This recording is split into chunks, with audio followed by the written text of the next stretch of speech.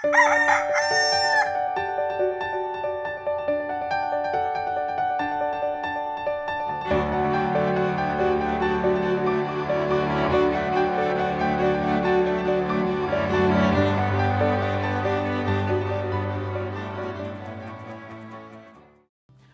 umaga kapamilya, ako po si Father J-Boy at tayo na po at magkapet pandasal. Naku mga kapamilya, pasukan na naman. Marahil marami sa inyong nagpaplanong pumunta sa mga pamilihan ng mga kagamitang pampaaralan. Notebooks, papel, pens, crayons at iba pa.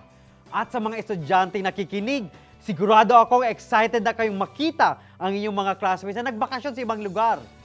Bagong yugto na naman ito tungo sa papalapit na pagtupad sa ating mga pangarap.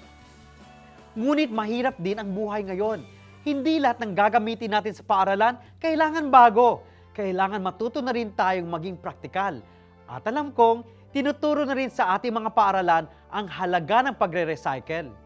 Noong panahon namin, ang hindi nagamit ng likod ng coupon band sa isang proyekto, ginagamit namin muli para sa isa pang proyekto. Ang mahalaga, hindi ang papel, kundi ang sinusulat natin sa papel. Dahil dito, halongkatin muna natin ang dati nating mga gamit. Ang lumang libro, baka pwede pang magamit ng ibang estudyante. Ang lumang pad paper at notebook na may mga blanco pang mga pahina, baka pwedeng gawing isang subject notebook.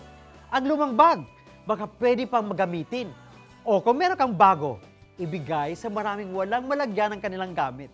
Mga kapamilya, pagdasal natin na huwag madala sa forma, kundi sa laman ng ating mga ulot pag-uugali. Magandang umaga po.